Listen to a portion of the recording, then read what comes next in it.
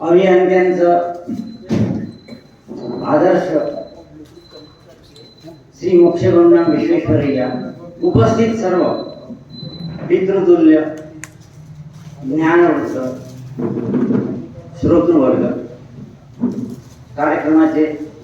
आजच्या कार्यक्रमाचे अध्यक्ष श्री लालसिंगजी अणे आणि या कार्यक्रमाचे आयोजक श्री गुरुले साहेब. मित्र हो, स्वामी विवेकानंदांचा कर्मयोग या विषयावर आपण आज चिंतन करणार आहोत. स्वामी विवेकानंदांच्या सोबतच इतरही काही विद्वानांनी त्या कर्मयोगाच्या संदर्भामध्ये जी माहिती दिली ती पण आपण थोडक्यात बघूया. तुम्हाला कल्पना आहे की आपली ही वसुंधरा नितांत सुंदर आहे. या वसुंधरेवर मानवी प्राण्यासोबत अनेक सजीव प्राणी अस्तित्वात आहेत. वनस्पती सृष्टी सुद्धा अस्तित्वात आहे. इतर सजीव आणि मानव यामध्ये काहीतरी फरक आहे. तो काय बरं फरक असावा? इतर सजीव आणि मानव यामधला मुख्य फरक असा आहे की परमेश्वराने मानवाला बुद्धी प्रदान केली आहे. केवळ बुद्धीच नाही तर बुद्धीची प्रगल्भता प्रदान केलेली आहे. आणि त्यामुळे बुद्धी वैशिष्ट्यामुळे मानव हा सर्वश्रेष्ठ ठरलेला आहे. या बुद्धीची किंवा बुद्धीचा समावेश हा अंतःकरण चतुष्टयामध्ये होतो. तुम्ही शब्द ऐकला असेल, आपल्याला अंतःकरण असतं असं आपण सगळेजण मानतो. या अंतःकरणामध्ये मन, बुद्धी, चित्त आणि अहंकार या चार गोष्टींचा समावेश होतो. त्यातलं पहिलं आहे मन. मनाचं काम आहे विचार करणं, कल्पना करणं, संकल्प करणं, विकल्प करणं. आपण अनेक प्रकारचे तर्क करतो, अनेक प्रकारचे कुतर्क करतो, अनेक प्रकारचे विचार चांगले वाईट या मनामध्ये येतात. आणि म्हणून मन ही अशी गोष्ट आहे की मनाची नेमकी व्याख्या करणं आजच्या विज्ञानाला सुद्धा शक्य झालेलं नाही. पण आपल्या शास्त्रांनी मन म्हणजे काय ते सांगितलं. मनाला संकल्प विकल्पात्मक मन असं म्हणतात. म्हणजे मन काय करतं? संकल्प करतं आणि विकल्प करतं. पण आपण जो विचार करतो त्यापैकी चांगला विचार कोणता, वाईट विचार कोणता याचा निर्णय कोणी करावा? याचा निर्णय आपली बुद्धी करते. बुद्धीचं ते काम आहे. म्हणजे योग्य काय आणि अयोग्य काय याचा निश्चय करण्याचं कार्य बुद्धी करते. आणि म्हणून बुद्धीला निश्चयात्मिका बुद्धी असं म्हणतात. त्याचं कामच ते आहे. त्यानंतर आपण जे जे कार्य करतो, जे जे विचार करतो, या सगळ्या कार्याचा आणि विचारांना अंकित करण्याचं कार्य जो कोणता घटक करत असेल त्याचं नाव आहे चित्त. चित्त ही एक स्टोरेज रूम आहे. तुमचे सगळे अनुभव त्यामध्ये साठवले जातात. आणि हे सगळं करणारा जो मी ही आपल्याला जाणीव असते. तर मी करतो आहे या मीला अहंकार म्हणतात. आणि मन, बुद्धी, चित्त आणि अहंकार या चार घटकांचं मिळून अंतःकरण चतुष्टय तयार होतं. या मन, बुद्धी, चित्त आणि अहंकारामध्ये बुद्धीला महत्व आहे. बुद्धीमुळेच मानव श्रेष्ठ ठरलेला आहे. आणि म्हणूनच या बुद्धीमुळे माणसाला प्रश्न पडला. त्याला पहिला प्रश्न पडला, कोहम, मी कोण आहे. त्याला दुसरा प्रश्न पडला, मी कुठून आलो. त्याला तिसरा प्रश्न पडला की माझं या जीवनात येण्याचं प्रयोजन काय. आणि प्राचीन काळी आपले सगळे ऋषी मुनी त्यांना दिव्य प्रतिभा प्राप्त झाली होती. ते द्रष्टे होते, संशोधक होते. त्यांनी चिंतन केलं, मनन केलं, निधिध्यासन केलं आणि उच्चारावाने सांगितलं कोहम म्हणजे मी कोण. याचं उत्तर त्यांनी दिलं, वयम अमृतस्य पुत्रः. आम्ही कोण आहोत? आम्ही अमृताचे पुत्र आहोत. म्हणजे काय? हे शरीर जरी नाशिवंत असलं तरी या शरीरामध्ये वास करणारं आत्मतत्व हे चिरंतन आहे, ते अमर आहे आणि म्हणून आम्ही अमृताचे पुत्र आहोत. मग आमचं या पृथ्वी तलावर येण्याचं प्रयोजन काय, यावर सुद्धा ऋषीमुनींनी चिंतन केलं आणि शास्त्रांनी उत्तर दिलं. ते म्हणाले, मानवी प्राण्याचं या जीवनामध्ये येण्याचं एकच प्रयोजन आहे आणि ते म्हणजे ईश्वराची प्राप्ती करणं, नराचा नारायण होणं. हे एकमेव उद्दिष्ट आहे. आपल्याला अंधकारातून प्रकाशाकडे जायचं आहे, आपल्याला अविचाराकडून सुविचाराकडे जायचं आहे. आपण नराचा नारायण बनलं पाहिजे. मग आता नराचा नारायण कसा बनेल, त्याचे काही मार्ग आहेत का? शास्त्राने तेही सांगितलं. म्हणाले, आपल्याला नराचा नारायण जर बनायचं असेल तर 4 मार्ग आहेत. पहिला आहे ज्ञान मार्ग, दुसरा आहे भक्ती मार्ग, तिसरा आहे योग मार्ग आणि चौथा आहे कर्म मार्ग. मग ज्ञान, भक्ती, योग या 3 विषयांकडे आज आपण बघणार नाही. त्याचा जो कर्म मार्ग आहे त्याकडे आपण येऊ, कारण तो आजचा प्रतिपाद्य विषय आहे. कर्म मार्ग म्हणजेच कर्मयोग. कर्मयोग या शब्दामध्ये 2 शब्द आहेत. एक शब्द आहे कर्म आणि दुसरा आहे योग. कर्म म्हणजे आपण जे काय करतो ते तुम्हाला माहिती आहे, आणि योग म्हणजे जुळलं जाणं. म्हणजे आपण जे कार्य करतो त्या कार्याच्या माध्यमातून आपण ईश्वराशी जुळलं जायला पाहिजे. जर आपण तसं जुळलं गेलं तर आपण जे कर्म करतो त्याचा कर्मयोग होतो. आता आपण सगळे विचार करतो, अहोरात्र आम्ही कर्म करतो, पण आमच्या कर्मामुळे आम्ही ईश्वराशी जुळले जात नाही.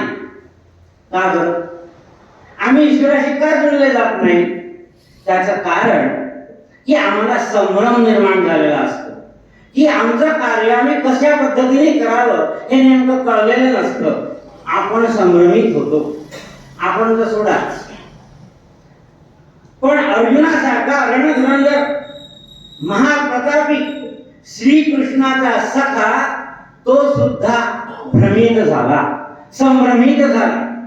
महाभारतामध्ये प्रसंग आलेला आहे की जेव्हा महाभारतामध्ये, महाभारत हे आपलं आर्ष महाकाव्य आहे, यामध्ये जेव्हा कौरव आणि पांडवांचं युद्ध सुरू झालं तेव्हा भगवान श्रीकृष्णाने अर्जुनाचा रथ रणांगणाच्या मधोमध नेऊन उभा केला आणि अर्जुनाने डोळे उघडून बघितलं. त्याला काय दिसलं? त्याला सगळे स्वजन दिसले, आप्त बांधव दिसले, नातेवाईक दिसले. त्यांना बघून अर्जुन मोहग्रस्त झाला आणि तो असं म्हणाला की आता या लोकांशी मी युद्ध करू शकणार नाही, मी यापेक्षा कर्मसन्यास घेतो. गीतेमध्ये श्लोक आहे की दृष्टेव पांडवानिकम व्यूढम दुर्योधनस्तदा, आणि त्यांनी सांगितलं की हे सगळे माझे आप्त बांधव यांना बघून काय झालेलं आहे, तर माझं मन भ्रमित झालेलं आहे. गांडीवम संसर्ते हस्तात त्यक्चैव परिदह्यते, म्हणजे तो म्हणाला माझ्या हातातनं गांडीव धनुष्य गळून पडते आहे. माझी त्वचे म्हणजे माझ्या त्वचेला दाह निर्माण झालेला आहे. न शक्नोम्य अवस्थातून भ्रमती वचमे मनः, मला उभं राहणे शक्य नाही आणि माझं मन आता भ्रमित झालेलं आहे. हे त्याचं उत्तर ऐकल्यानंतर भगवान श्रीकृष्ण त्याला म्हणाले की बाबा रे, या जीवनामध्ये तू कर्मसन्यास घेतो असं म्हणतो आहेस, पण या जीवनामध्ये कोणतीही व्यक्ती क्षणभर सुद्धा कर्म केल्याशिवाय राहू शकत नाही. न कश्चित क्षणमपि जातु तिष्ठति, न कश्चित क्षणमपि जातु तिष्ठति मानव. एक क्षणभर सुद्धा आपण कर्म केल्याशिवाय राहू शकत नाही. त्यामुळे तू हा विचार मनात काढून टाक आणि या मोहग्रस्त झालेल्या अर्जुनाला वठणीवर आणण्यासाठी भगवान श्रीकृष्णाने 18 अध्यायांची गीता सांगितली आणि अर्जुनाच्या निमित्ताने ही गीता आपल्याला मिळाली. हे आपलं अहोभाग्य आहे की ही गीता आपल्याला मिळाली. मग गीतेचा संदेश काय आहे? सगळ्यात महत्वाचा गीतेचा संदेश आहे सततम कुरु कर्मत्वम. तुम्ही सतत कर्म करा. कर्म न करता तुम्ही राहूच शकत नाही आणि हे कर्म तुम्हाला निःशंकपणे करायचं आहे. आता कर्म निःशंकपणे करायचं आहे म्हणजे काय की आपल्या मनामध्ये नेहमी शंका येतात की मी करतो ते योग्य आहे का, मी करतो ते अयोग्य आहे का, मी नेमकं काय करायला पाहिजे. आणि म्हणून हे सगळे भ्रम बाजूला करून कृष्ण अर्जुनाला सांगतो की बाबा रे तू कर्म कर. आणि पुढे त्याने हेही सांगितलं की योग कर्मसु कौशलम. म्हणजे काय, तुला कर्म कसं करायचं आहे की कुशलतेने करायचं आहे. तू कर्म कुशलतेने कर. कुशलतेने जर कर्म केलंस तर त्याचा योग होतो आणि म्हणून योग कर्मसु कौशलम. आणि मग कुशलतेने कर्म आपण कसं वर करायचं की जेव्हा आपण जे कार्य करतो त्या कार्यामध्ये आपलं मन, आपली बुद्धी, आपली शक्ती, आपली युक्ती हे सगळं वापरतो आणि कार्य करतो तेव्हा ते कार्य कुशलतेने होतं. उदाहरणार्थ आपण बघूया. समजा एखादा शिक्षक आहे आणि त्या शिक्षकाला विद्यार्थ्यांना शिकवायचं आहे.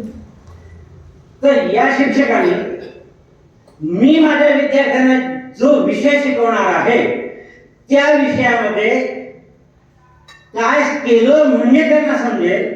मला कुठले प्रयोग करावे लागतील, मला कुठली साधनं वापरावी लागतील आणि मी हा विषय माझ्या विद्यार्थ्यांच्या गळी कशा पद्धतीने उतरवू शकेल याचं चिंतन जर शिक्षक वर्गात जाण्याच्या अगोदर करत असेल तर त्याचं कार्य हे कुशलतेने होतं असं म्हणायला हरकत नाही.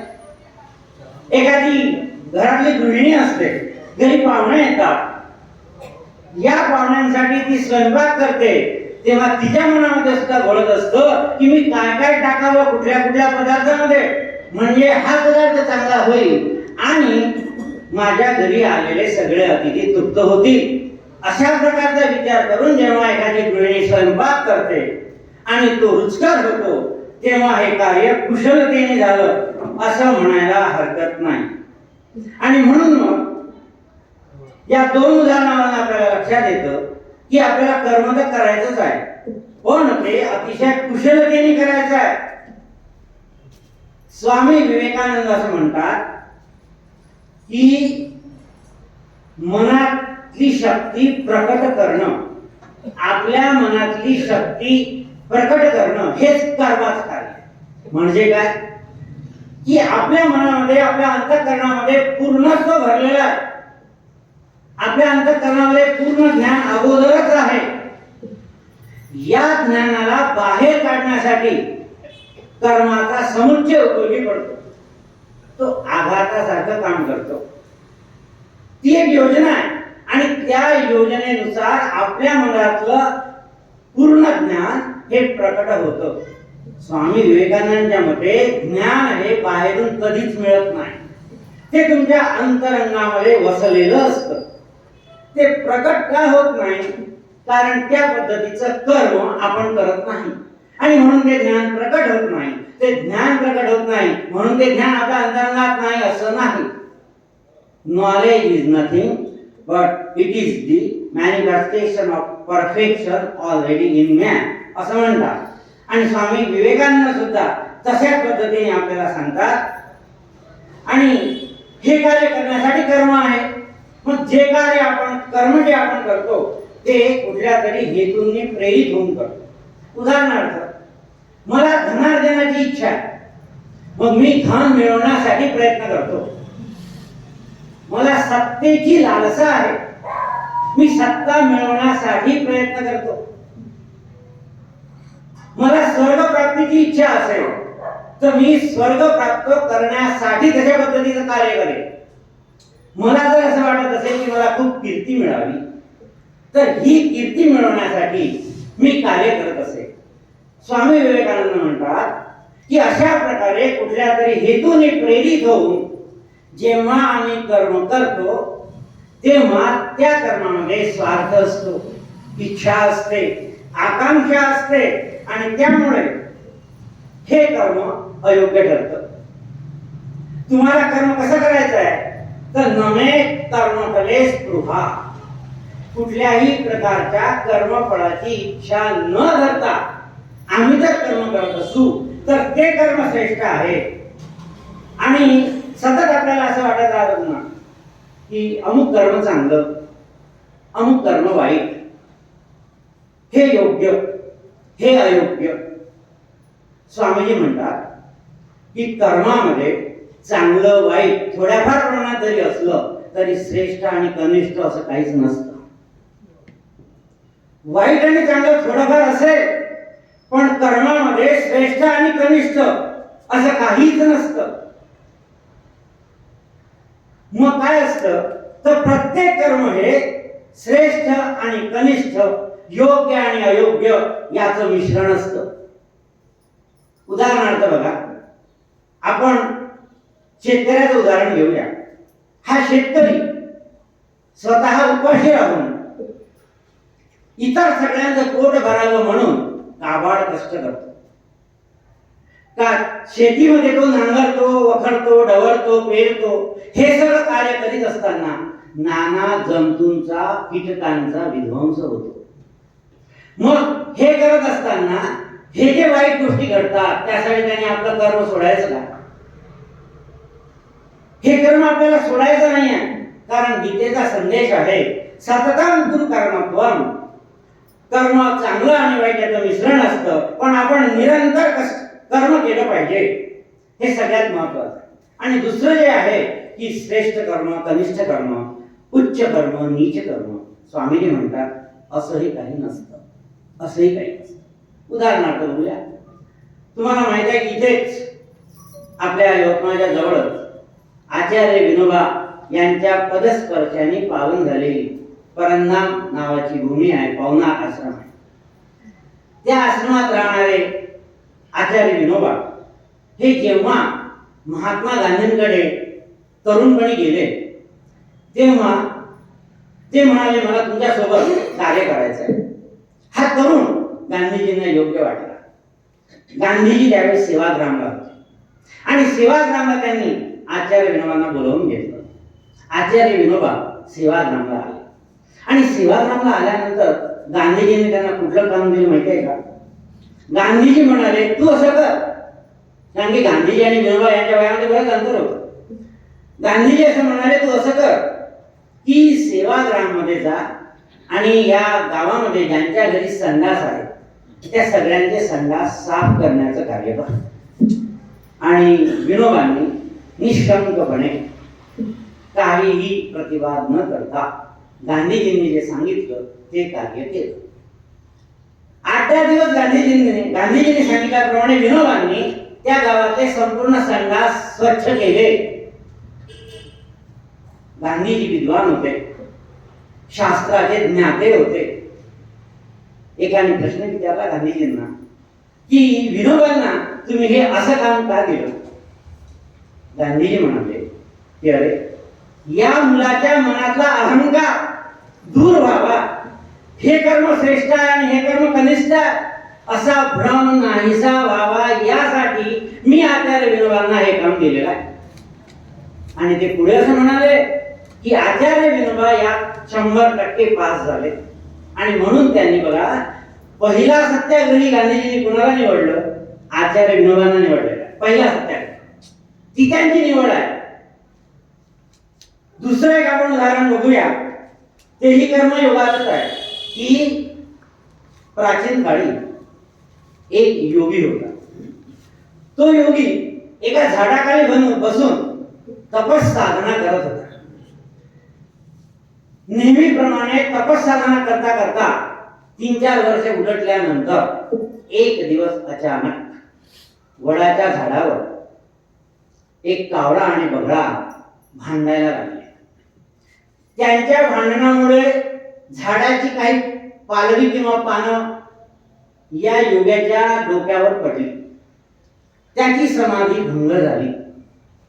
त्यांनी वर बघितलं, त्याला कावळा आणि बगळा दिसला. त्याला प्रचंड क्रोध आला आणि त्याच्या डोक्यातनं योगाग्नी बाहेर पडला आणि रागाने बघितल्याबरोबर कावळा आणि बगळा भस्मसात होऊन खाली पडले. आपल्याला फार मोठी शक्ती योगाची प्राप्त झालेली आहे असं या योग्याला वाटलं. आणि नंतर मग एक दिवस हा गावामध्ये भिक्षा मागायला गेला. भिक्षा मागायला गेल्यानंतर तो एका घरी जाऊन उभा राहिला आणि त्या ठिकाणी त्याने सांगितलं, ओम भगवती भिक्षाम दे म्हणून आरोळी ठोकली. आतून गृहिणीचा आवाज आला की वत्सा थोडं थांब. याला पुन्हा आश्चर्य वाटलं की ही बाई मला वत्सा म्हणते आणि थोडं थांब म्हणते. तो थोडा थांबला, पण थांबल्यानंतर सुद्धा याच्या मनामध्ये राग यायला लागला की माझ्यासारख्या योग्याला या ठिकाणी तिष्ठत उभं राहावं लागते, हे काही योग्य नाही. ही गोष्ट त्या महिलेला कळली आणि ती गृहिणी त्याला एवढंच म्हणाली की अरे तुला काय वाटतं की तू म्हटलं आणि मी भस्मसात होईल यासाठी मी कावळा आणि बगळा आहे का रे? मी कावळा आणि बगळा आहे का हे तिचं उत्तर ऐकल्याबरोबर याला धक्का बसला. ती म्हणाली थोडं थांब. थोड्या वेळाने ती गृहिणी बाहेर आली आणि याला म्हटली की बाबा रे, मी माझ्या पतीची सेवा करीत होती, तो आजारी आहे, मी आता तुला भिक्षा देते. तो तिला म्हणाला, माई मी कावळ्याला आणि बगळ्याला भस्म केलं हे तुला कसं कळलं? ती म्हणाली, मी माझं कर्म पूर्णतः प्रामाणिकपणे लहानपणापासून आजपर्यंत करत आली, त्याचं फळ मला मिळालं, मला दिव्य शक्ती लाभली आणि त्याच्या आधारे मी हे सगळं ओळखू शकते. मग तो म्हणाला की मला तू ज्ञान दे. ती म्हणाली नाही, तुला जर ज्ञान प्राप्ती करून घ्यायची असेल तर तू या ठिकाणी जा. एक तिने गाव सांगितलं, त्या ठिकाणी तू जा आणि त्या ठिकाणी जाऊन त्या ठिकाणी एक व्याध आहे. व्याध म्हणजे खाटी. महाभारताची कथा आहे. महाभारतामध्ये त्याला धर्मव्याध म्हटलं. तू त्या धर्मव्याधाकडे जा, तो तुला ज्ञान देईल. याला काही पर्याय नव्हता, कारण याने अनुभव घेतला होता. याला वाटलं नाही आपण जायला पाहिजे, म्हणून हा योगी सरळ चालत चालत चालत दुसऱ्या राज्यामध्ये असलेल्या व्याधाच्या घरी गेला. त्या दिवशी त्या गावचा बाजार होता. हा व्याध त्या ठिकाणी मांसाचे तुकडे करत बसला होता. हा योगी व्याधाजवळ गेला आणि म्हणाला की मला तुमच्याकडे त्या आमच्या बाईने पाठवलेलं आहे. व्याधाने काय केलं, एक आसन दिलं छोटस आणि म्हणाला, बस मी हे पूर्ण विकतो आणि मग आपण घरी जाऊ.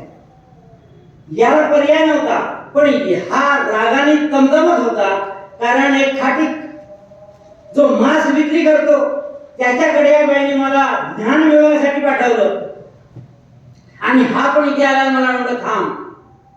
तो तिथे बसला. याने पूर्ण मांसाची विक्री केली आणि संध्याकाळच्या वेळेला त्याला म्हणाला चल आता घरी. आणि मग हा व्याध त्याला घरी घेऊन गेला. व्याधाच्या घरी गेल्यानंतर व्याध त्याला म्हणाला हे पाणी प्यायला घे आणि थोडं थांब. आणि व्याध आतमध्ये गेला. त्याने आपल्या आई वडिलांची सेवा केली. अर्ध्या एक तासाने बाहेर आला आणि म्हणाला सांग तुझं काय म्हणणं आहे. मग या योग्याने व्याधाला प्रश्न विचारले आहे. त्या प्रश्नाची उत्तर व्याधाने दिली. त्याला व्याध गीता असं म्हणतात. तो आपला विषय नाही म्हणून त्याकडे जाणार नाही. म्हणजे काय की हे संपूर्ण ज्ञान या व्याधाने योग्याला दिलं. मग हा म्हणाला की अरे तू किती खराब कर्म करतोयस, ते तुकडे वगैरे मांसाचे करून वगैरे. तो म्हणाला परमेश्वराने मला व्याधाच्या कुळात जन्माला घातलं, हा माझा दोष आहे का? त्याने जन्माला घातलं म्हणून जन्मजात माझं हे कर्म आहे, ते मी प्रामाणिकपणे करतो. लहान मुलगा यो की मोठा माणूस यो, माझ्या तराजूची दांडी इकडे किंवा तिकडे अजिबात होत नाही. हे माझे आई वडील आहेत, त्यांची अखंड सेवा करण्याचं माझं कार्य मी कधीही सोडलेलं नाही. आणि माझी पूर्वजन्माची जी काही पुण्याई होती, त्या पुण्याईच्या बळावर मला ज्ञान प्राप्त झालं. आणि म्हणून तू एक समजून घे की या जगात कोणतंही कर्म उच्च आणि नीच असं कुठलंही नसतं. आता कर्मयोगाचं तत्व जेव्हा आपण समजून घेतो तेव्हा आपल्याला आणखीन एक गोष्ट लक्षात घ्यावी लागते, ते म्हणजे कर्तव्य. कर्तव्य हा शब्द तुम्ही सगळ्यांनी ऐकलेला आहे. आपण जे जे कर्म करतो ते कर्तव्यच आहे, पण या कर्तव्यामध्ये खूप भिन्नता आहे. धर्मापरत्वे ते भिन्न आहे, धर्मापरत्वे भिन्न आहे, जातीपरत्वे भिन्न आहे, व्यवसायापरत्वे ते भिन्न आहे. मुस्लिम असेल तर तो म्हणेल की पुराणामध्ये सांगितलं ते माझं कर्तव्य आहे. हिंदू असेल तो म्हणेल की आमच्या धर्मग्रंथामध्ये जे सांगितलं ते माझं कर्तव्य आहे. ख्रिश्चन असेल तो म्हणेल बायबलामध्ये जे सांगितलं ते माझं कर्तव्य आहे. स्वामी विवेकानंद म्हणतात की कर्तव्याचं नेमकं लक्षण सांगणं अशक्य आहे. ते तुम्ही नाही सांगू शकत, कारण व्यक्तीपरत्वे व्यवसायापरत्वे हे कर्म बदलत जातं. एक कर्म एकासाठी चांगलं असतं, तेच कर्म दुसऱ्यासाठी वाईटही असतं. उदाहरणार्थ एखाद्याचा खून करणं, त्याला मारणं हे आपण वाईट कर्म म्हणतो. पण समजा एखाद्याचा खून करण्यासाठी एक व्यक्ती समोरून आला आणि त्याला कळलं की हा मला मारतोय म्हणून यानेच त्याला मारलं, तर याने त्याला मारलं हे कर्म वाईट ठरू शकते का? हे कर्म वाईट ठरत नाही, कारण त्यावेळेचा तो प्रसंग, त्यावेळेची परिस्थिती, आणि म्हणून कर्म किंवा कर्तव्य परिस्थितीनुसार बदलत असते. हे आपल्याला समजून घ्यायचं आहे. मग स्वामीजी असं म्हणतात की या कर्तव्यामध्ये कर्तव्य आणि अकर्तव्य, म्हणजे याची जर आपल्याला व्याख्या करायची झाली तर जे मानवी जीवनाला उन्नत करतं त्याला कर्तव्य असं म्हणायचं, आणि जे मानवी जीवनाला अवनत करतं त्याला अकर्तव्य असं म्हणायचं. मग मानवी जीवनाला उन्नत काय बरं करतं? मानवी जीवन जे आपलं आहे याला उन्नत काय बरं करतं? तर मानवी जीवनाला उन्नत करण्यासाठी आपण सतत प्रयत्नरत असतो. तुम्ही पण म्हणता सगळेजण, सर्वे सुखिनः सन्तु सर्वे सन्तु निरामयाः सर्वे भद्राणि पश्यन्तु मा कश्चित् दुःख भाग भवेत्. सगळेजण सुखी व्हावेत, सर्वे सुखिनः सन्तु सर्वे सन्तु निरामय, सगळ्यांना निरामय आयुष्य लाभावं, सगळे जण शहाणे व्हावेत, कुणालाही दुःख प्राप्त होऊ नये, अशी प्रार्थना मी म्हणतो, तुम्ही पण म्हणता. पण केवळ म्हटल्याने ते होत नाही, हे अंतःकरणातून यावं लागतं. ही जी भावना आहे ना, ही भावना पोपट पंची करून चालतच नाही. अंतःकरणातून जेव्हा तुम्हाला असं वाटतं की सर्वे सुखिनः सन्तु सर्वे सन्तु निरामयाः असं जेव्हा मन तुमचं सांगेल तेव्हाच ते कर्तव्य होतं, उच्च प्रतीचं कर्तव्य होतं. मग आपण ते करतो का? आपण त्याकडे लक्ष देतो का? हा सगळ्यात महत्वाचा भाग. महाभारतामध्ये सुद्धा अशाच आशयाचा एक श्लोक आहे. तो श्लोक असा आहे, न त्वं कामये राज्यम न त्वं कामये राज्यम न स्वर्गम न पुनर्भवम. मग काय? कामये दुःखतप्तानां प्राणिनां आर्तिनाशनम. अरे मला राज्याची अपेक्षा नाही, मला राज्य नको. न त्वं कामये राज्यम, मला स्वर्ग प्राप्तीही नको. न स्वर्गम न पुनर्भवम म्हणजे पुनर्जन्म, मला पुनर्जन्मही नको. मग मला काय हवं? तर कामये दुःखतप्तानां, या जगामध्ये दुःखाने तप्त झालेले जे लोक आहेत त्या लोकांचं दुःख करण्याचं काम ते मला मिळावं अशी माझी अपेक्षा आहे. मित्रहो, अशा प्रकारच्या अपेक्षेने जेव्हा आपण कार्य करतो तेव्हा त्याला कर्तव्य असं म्हणतात. तेव्हा आपण त्याला कर्तव्य असं म्हणू शकतो. तुम्हाला माहिती आहे स्वामी विवेकानंदांनी सांगितलं की प्रत्येकाचा धर्म हा वेगळा असतो. शिक्षक असेल तर शिक्षक धर्म, विद्यार्थी असेल तर विद्यार्थ्याचा धर्म, पिता असेल तर पितृधर्म, पुत्र असेल तर पुत्रधर्म, पती असेल तर पती धर्म, पत्नी असेल तर पत्नी धर्म. वेगळे वेगळे धर्म आहे. कर्तव्यालाच धर्माचं नाव आहे की हे सगळे कर्तव्य आहेत की नाही आपले, आणि त्याला आपण धर्म हा शब्द वापरून टाकतो. म्हणजे कर्तव्याला आपण धर्म असं म्हणतो. आणि मग तुम्हाला माहिती आहे की आपलं काम धर्म केव्हा बनतं.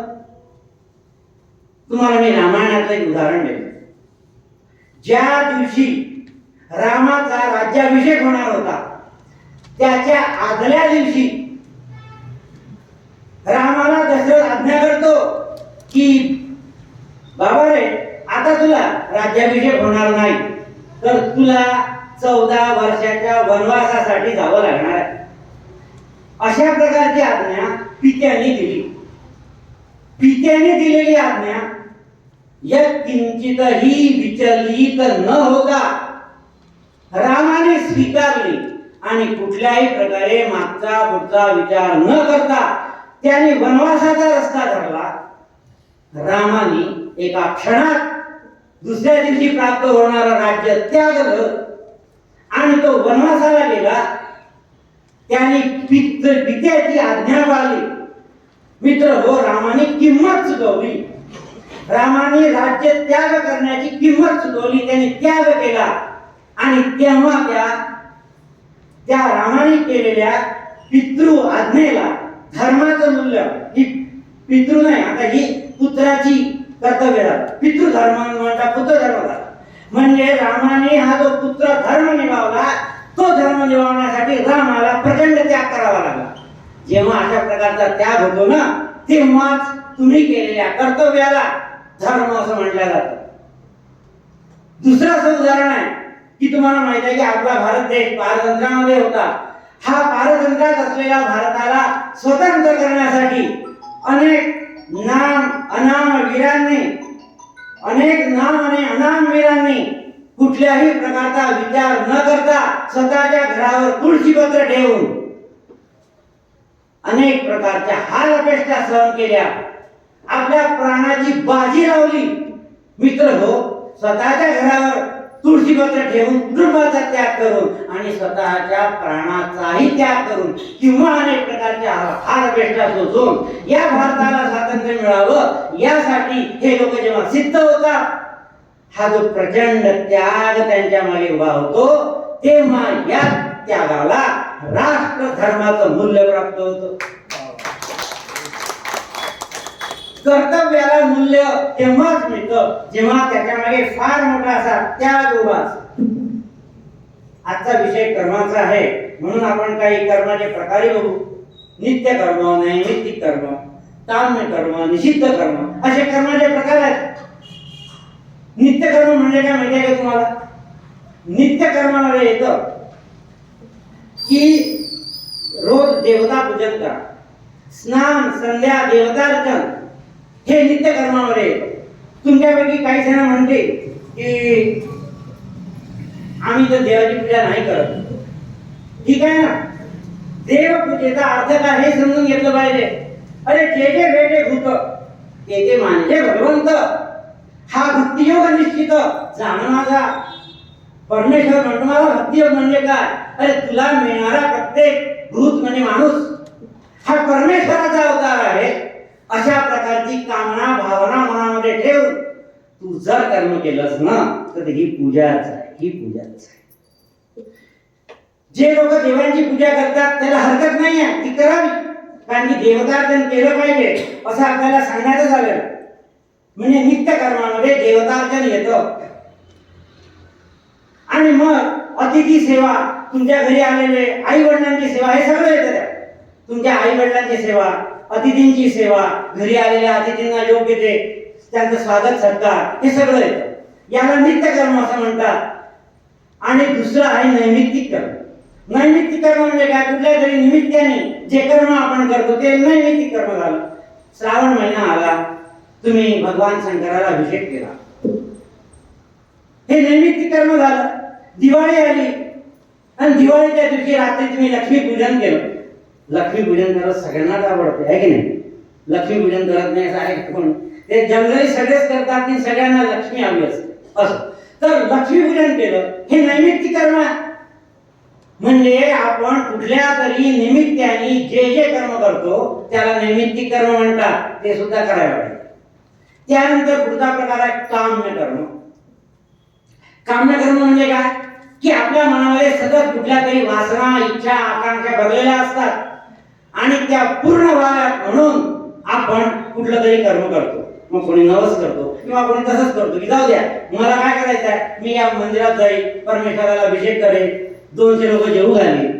अशा प्रकारचं दान धर्माचं कार्य आहे की नाही आपलं सतत चाललेलं असतं. तर दानाचा विषय आला म्हणून तुम्हाला सांगतो. या संदर्भात मला एक श्लोक आहे, सुपात्र दानातच भवे धनाढ्य, धन प्रभावेन करोति पुण्यम, पुण्य प्रभावात सुरलोकवासी, पुनर्धनाढ्य पुनरेव भोगी. म्हणजे काय होतं त्याने, या दानाने काय होतं, दान केल्याने पुण्य प्राप्त होतं, धन प्राप्त होतं. धन प्राप्त केल्याने काय होतं, धन प्रभावेन धन प्राप्ती झाली का पुन्हा पुण्य करतो तो व्यक्ती, पुन्हा पुण्य केलं की स्वर्गात जातो, स्वर्गात गेल्यावर पुन्हा भोगी म्हणून इथे जन्माला येतो आहे की नाही. म्हणजे जसं आपण एखादं चांगलं दान दिलं तर त्याचं हे फळ मिळतं, तसं आपण अयोग्य दान दिलं त्याचे फळ मिळतं. ते नरकम प्रयाती वगैरे म्हटलेलं ठीक आहे सांगा. म्हणजे तुम्ही जे काही कर्म करता, दान करता, त्याचं अशा प्रकारचं फळ आपल्याला मिळालेलं असतं. आणि गृहस्थाचं कर्म जे सांगितलेलं आहे, स्वामी विवेकानंद म्हणतात न मिथ्या भाषण करूया. त्याने मिथ्या भाषण म्हणजे खोटं काम कधीच करू नये, खोटं बोलू नये, खोट्या मार्गाने धन सुद्धा मिळवू नये गृहस्थाने. हे गृहस्थाचा तो धर्म आहे. आणि हे न करता आपल्या आई वडिलांची, नातेवाईकांची ज्यांना जी जी गरज असेल ती गरज सगळं भागवणं हे सुद्धा नित्य कर्मामध्ये येतं. आणि मग येतं नाही हे सुद्धा कर्मामध्ये काम्य. आणि नंतरचं कर्म निषिद्ध. तर निषिद्ध कर्म सांगायची गरजच नाही. जे जे कर्म चुकीचं असतं, अयोग्य असतं, दुसऱ्यांना त्रास देणारं असतं, ज्या ज्या कर्मामुळे इतरांना वेदना होतात, दुःख होतं, ते कर्म त्यागलं पाहिजे. त्याला निषिद्ध कर्म असं म्हणतात. याशिवाय भगवद्गीतेमध्ये कर्माच्या संदर्भातले अनेक शब्द आलेले आहेत. एक आहे कर्म, दुसरा आहे अकर्म, तिसरा आहे विकर्म, चौथा आहे प्रारब्ध कर्म, संचित कर्म, क्रियमान कर्म. थोडक्यातच पाहू आपण. कर्म म्हणजे काय तुम्हाला माहिती आहे. कर्म म्हणजे आपण जे जे काही करतो, खातो, पितो, बोलतो, उठतो, बसतो, नाचतो, बागडतो, हे सगळं कर्मामध्ये येतं. आपण जेवतो, श्वास घेतो, हे सुद्धा कर्मामध्ये येतं. हे कर्म आपलं सतत चाललेलं असतं, याला कर्म असं म्हणतात. आणि दुसरं आहे अकर्म. जसं कर्तव्य बघितलं आणि अकर्तव्य बघितलं, कर्तव्याच्या विरुद्धार्थी शब्द अकर्तव्य आहे, पण या ठिकाणी कर्माच्या विरुद्धार्थी शब्द अकर्म नाही. माहित आपला भ्रम.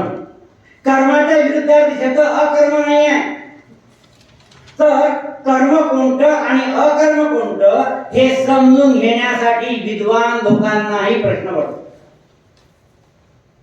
कर्म काय आणि अकर्म काय समजत नाही. कर्म कळतं, पण जे थोडक्यात जर समजायचं असेल तर जे कर्म केल्यानंतरही न केल्यासारखं होतं त्याला अकर्म असं म्हणतात.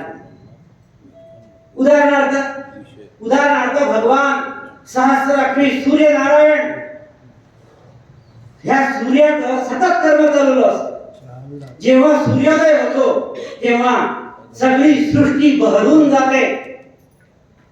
पक्षी किलबिलाट करायला लागतात, गुरढोरं हमरायला लागतात, शेतकरी खांद्यावर नांगर घेऊन शेताकडे जातो, व्यापारी आपल्या दुकानात जातात. सगळी सृष्टी चैतन्याने न्हावून निघते. सूर्य हे जे कर्म करतो ते कर्म अनेक कर्मांना प्रेरणा देणार असतं. आणि म्हणून सूर्याने कर्म केलं तरी ते कर्म ठरत नाही. अशा कर्माला अकर्म असं म्हणतात. दुसरा आहे विकर्म. विकर्म म्हणजे काय, विपरीत कर्म, अयोग्य कर्म, चुकीचं कर्म. या मागल्या वेळेस हा श्लोक सांगितला होता एका वक्त्याने, त्रिविधम नरकस्येदम द्वारम नाशनमात्मनः काम क्रोधस्तथा लोभ तस्मात् एतत्त्रयं त्यजेत. म्हणजे 3 नरकाची द्वार आहेत, काम, क्रोध आणि लोभ. या तीनहीचा त्याग करणं गृहस्थ जीवनामध्ये आवश्यक आहे. आपण कर्मयोग बघतो, कर्मयोगामध्ये हे आवश्यक आहे की आम्ही काय केलं पाहिजे, या तिन्ही गोष्टींचा त्याग केला पाहिजे. आणि कर्तव्याचे अनेक प्रकार मी मलाही सांगितलं की आपण नेमकं आपल्या विचारांची दिशा कशी असते ना, त्यावर हे कर्तव्य अवलंबून असतं. तर तुम्हाला एक उदाहरण म्हणून फक्त सांगतो की समजा एका घरामध्ये एक वडील आहेत, त्या वडिलांजवळ 50 लाखाची पुंजी आहे. मुलगा नोकरीला आहे, त्याला त्याची गरज नाही आहे. वडील आजारी पडले, डॉक्टरकडे नेलं. डॉक्टरने सांगितलं की बाबा रे 25 लाख रुपये खर्च येईल, 25 लाख रुपये खर्च येईल, तुझे वडील 5 वर्ष पुढे जगू शकतात. आता या मुलाने काय विचार करावा, पैसे वडिलांचे. तर या ठिकाणी बरेच जण असाही विचार करतात की 5 वर्ष जगणार आहे, आपले वडील 5 वर्ष जगणार आहे, मग त्याच्यासाठी 25 लाख रुपये कशाला खर्च करायचे. अरे जर एखादा व्यक्ती असा असेल की त्याला जगण्याचं साधनच नाही आणि त्याने विचार केला की जाऊ द्या, मला जगायचं दुसरं साधन नाही, मी पैसे आणणार कुठून, आणि त्याने म्हटलं नाही जाऊ द्या बा, आपण वडिलांना घरी आणू आणि जशी होईल तशी सेवा करू, जितके दिवस जातील तितके दिवस जातील. पण ही व्यक्ती ज्याला वडिलांच्या पैशाचीच गरज नाही, तो जर विचार करत असेल की माझा बाप आजारी असला तरी त्याचे पैसे मी खर्च करणार नाही, कारण त्याच्यानंतर ते मला मिळणार आहे, असा विचार करून जर कर्म करत असेल तर ते कोणत्या प्रकारचे कर्म होईल तुम्ही विचार करा. मी त्यावर काही जास्त बोलणार. तर अशा पद्धतीचा विचार आपण कशा पद्धतीने करतो यावर सगळं काही अवलंबून आहे. शेवटी तुमच्या विचारांची दिशा कशी असते हे खूपच महत्वाचं असतं, खूपच महत्वाचं असतं. एखादे वडील असतात, समजा आई असते, एखादा भाऊ आई वडिलांना सांभाळतो, आई वडिलांना सांभाळतो, आई वडिलांची काहीतरी पुंजी असते, ती जमा असते, तो आई वडिलांना सांभाळतो. 10-15 वर्ष आई वडील जगतात, त्यांना जेव घालतो, खाऊ घालतो, औषधं देतो, तो काहीतरी खर्च करतो. आणि आई वडील गेल्यानंतर त्या आई वडिलांना 4 बहीण भाऊ असतात. तेव्हा हा जर असा विचार करेल की अरे मी आई वडिलांना जेव खाऊ घातलं, त्यांचं आरोग्य सांभाळलं, औषध पाणी दिलं, मग मी जो खर्च केला तो या वडिलांच्या खर्चातनं वजा करायचा की नाही करायचा, की आहे ती रक्कम 40 भावांना देऊन टाकायची, भाऊ बहिणींना देऊन टाकायची. जर तुम्ही असा विचार करत असाल की माझ्या आई बापांना खाऊ घालणं, पिऊ घालणं, त्यांना दवाखान्यात नेणं इतर भावांनी किंवा बहिणींनी नसेल केलं, मी केलं, उपकार थोडीच केले, मी माझं कर्तव्य केलं, त्यांची रक्कम 4 ठिकाणी समान भागात विभाजित करून टाकतात. कोणतं कर्म सांगा, तुम्हीच विचार करा, तुम्हीच विचार करा. आणखीन एक उदाहरण बघू असंच की समजा एखाद्या वडिलांची खूप मोठी इस्टेट आहे, 7 मुलं आहेत, 7 मुलांमध्ये ते विभाजित करायचं आहे. तो एका बहिणीने एका भावाने सांगितलं की नाही बा आम्हाला हे नको आहे, मग उरले 5. 5 काय करावं, या 5 काय करावं की आलेला पैसा 5 जणांमध्ये विभाजित केला. चुकलं का, नाही चुकलं का. जर बहीण आणि भाऊ एक म्हणत आहे की मला हा हिस्सा नको आहे, तर या ठिकाणी यांनी काय करावं, 5 जणांनी एकत्र यावं आणि त्यांनी हे पैसे विभागून घ्यावे. यात चुकलेलं काही नाही, यात चुकलेलं काही नाही. पण यांनी जर असा विचार केला की मी माझा फक्त हिस्सा घेईन, या बहिणीचा आणि भावाचा हिस्सा समाज करून फेडण्यासाठी कुठल्या तरी एखाद्या संस्थेला दान देईल, तर त्यांचं हे कर्म या कर्मापेक्षा अधिक चांगलं होणार नाही का, तुम्ही विचार करा. तेव्हा आमच्या विचारांची दिशा कशी आहे यावर माणसाचं कर्तव्य ठरतं आणि कर्मही ठरतं. त्यानंतर येतं संचित कर्म.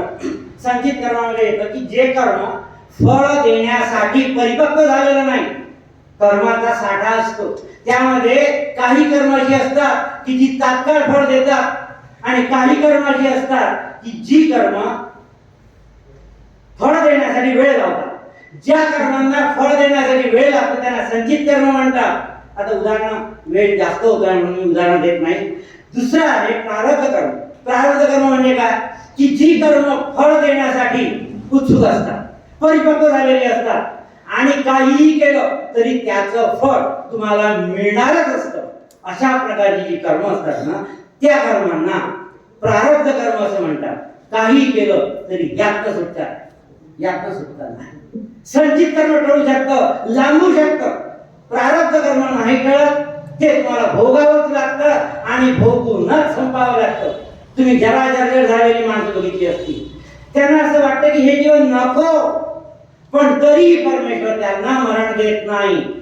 अनेक वर्ष खाटल्यावर तसंच कितपत पडून राहावं लागतं. हे त्यांच्या प्रारब्धात असतं, तो भोग असतो. तो भोग संपल्याशिवाय कर्मही संपत नाही, तेही संपत नाही. हे उदाहरण आपण बघतो. याला म्हणतात प्रारब्ध कर्म. आणि पुढचं आहे क्रियमाण कर्म. ते आपल्या हातात आहे. क्रियमाण कर्म म्हणजे मी आज जे जे काही करेल ते सगळं क्रियमाण आहे. या ठिकाणी तुमचा विवेक चालतो.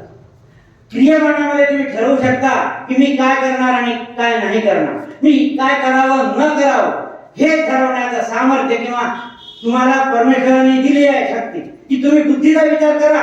काय करायचं काय नको करायचं हे तुम्ही ठरवा आणि जे काय करायचं ते करा. अशा पद्धतीने कर्माची विभागणी होते. एक मोठी कथा होती ती मी आता सांगणार नाही, पण आपण पुढे असं येऊया की आपल्याला महत्वाची गोष्ट आहे की 3 ऋण फेडायचे असतात. एक 10 मिनिटं 5 मिनिटं चालेल का? चालेल. तर आपल्याला या जीवनामध्ये आल्यानंतर काही ऋण फेडायची असतात. यातलं पहिलं ऋण आहे देवऋण.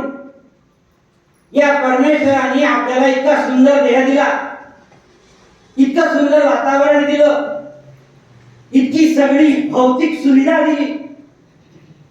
यासाठी त्या परमेश्वराचं ऋण मानणं आवश्यक आहे. मग हे ऋण कसं फेडायचं? आपल्याला शास्त्राने ऋण फेडण्याची आज्ञा दिलेली.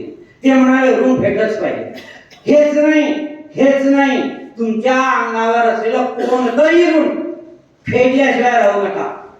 एखाद्याचे 100 रुपये घेऊन मरू नका. शास्त्राची आज्ञा आहे. कुणाचं काही घेऊन जायचंच नाही. ते सगळं इथल्या इथे ठेवून टाकायचं. आणि म्हणून पहिलं ऋण आहे देवऋण.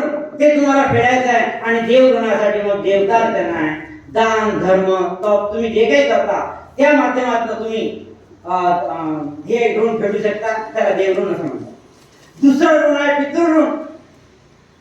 आपल्या बाबांनी आई वडिलांनी आपल्याला इतकं हा जो देह दिला ते आपल्यावर उपकार केलेले आहेत आणि त्यांच्यामुळे आपल्याला वारसा हक्काने संपत्ती तर जाऊ द्या तिला मिळालीच, पण अनेक गोष्टी पण मिळाल्या, सद्गुण मिळाले, अनेक चांगल्या गोष्टी मिळाल्या.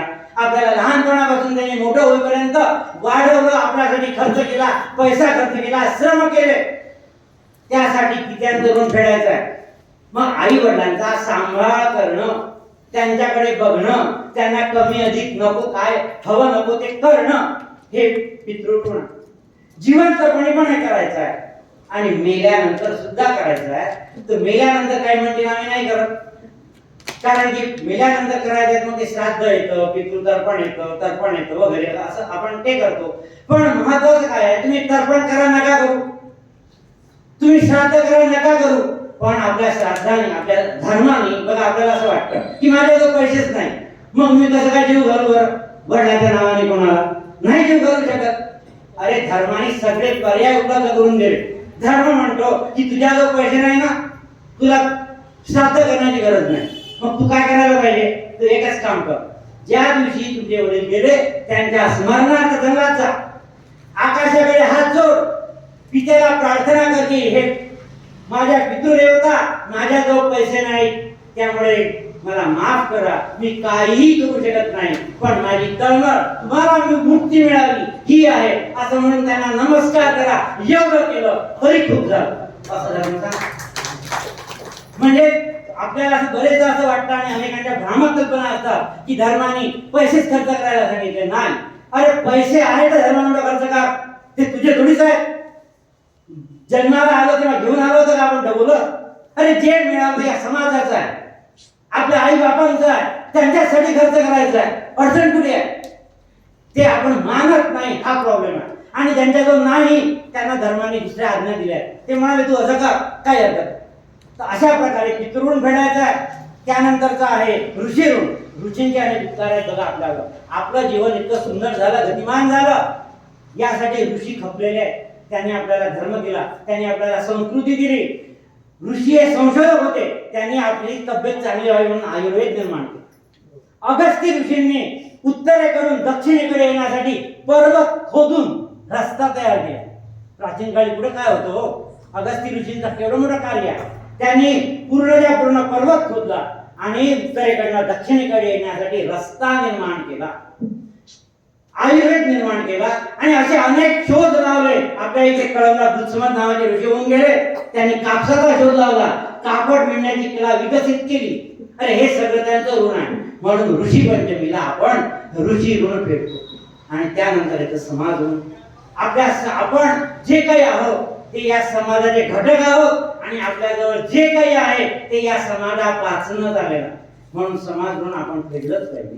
समाज ऋण फेडण्याचे काही आदर्श आहेत ते तुम्हाला थोडक्यातच सांगतो की बघा, हातापायाची खंडाळं झाली म्हणून समाजानं परित्यक्त केलेल्या असहाय्य लोकांच्या जीवनामध्ये आशेचा नवीन अंकुर निर्माण करणारे आनंदवनाचे बाबा आमटे असतील किंवा तपोवनामधले शिवाजीराव पटवर्धन असतील, हे समाज ऋण फेडणाऱ्या लोकांचे आदर्श आहे.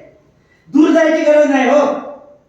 ज्या लोकांनी आत्मभान हरवलेलं आहे, आत्मग्लानीने जे ग्रासलेले आहेत आणि अनेक प्रकारच्या रोगांनी जर्जर झालेले आहेत, अशा सगळ्या लोकांना त्यांच्या जीवनामध्ये आनंदाची पेरणी करण्याचं कार्य आपल्याच यवतमाळला संदीप शिंदे नावाचा व्यक्ती नदी फाउंडेशनच्या माध्यमातून करतो. हा समाज ऋण फेडण्याचाच सर्वोच्च आदर्श आहे. शेवटी एवढंच सांगतो की कायेन मनसा बुद्ध्या केवलै इंद्रियैरपि योगिनः कुर्वन्ति संगम त्यक्त्वात्मशुद्धये. काया वाचा मनाने आपण आपलं कर्म केलं पाहिजे. आणि आपण जेव्हा मनापासून कर्म करतो ना, तेव्हा संत श्रेष्ठ ज्ञानेश्वर महाराज आपल्याला सांगतात, तया सर्वात्मका ईश्वरा स्वकर्म कुसुमांची वीरा पूजा केली होय अपारा तोषा लागली. ही सगळी कर्माची प्रेरणा आपल्याला मिळो. आणि मला या ठिकाणी जी संधी दिली त्याबद्दल आयोजकांचे धन्यवाद. आपणा सर्वांचे आभार मानतो आणि थांबतो.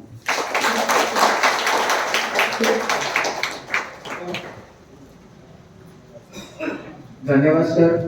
अतिशय सुंदर अशा शब्दात सरांनी विषय मांडलेला आहे. पुण्याच मी अतिथी मंडळींना विनंती करतो की आपण या ठिकाणी यावं, आसनस्थ व्हावं.